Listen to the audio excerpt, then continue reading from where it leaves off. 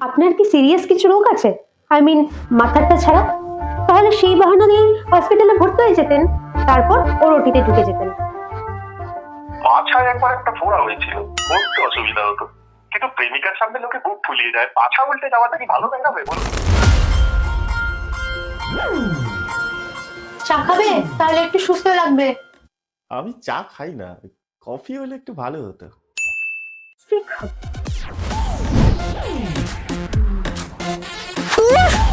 লাগছে না।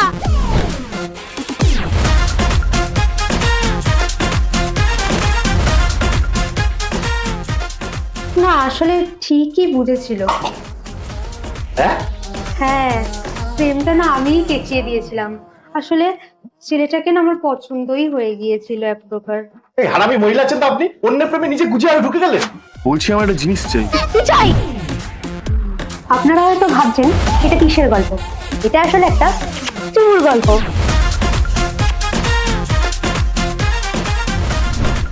একজন অঙ্ক না পারলে আরেকজন দেখিয়ে দিতাম। ছেলেবেলায় মেয়েরা বেস্ট ফ্রেন্ড হলে অঙ্ক দেখায়, আর ছেলেরা বেস্ট ফ্রেন্ড হলে নুনু দেখায়।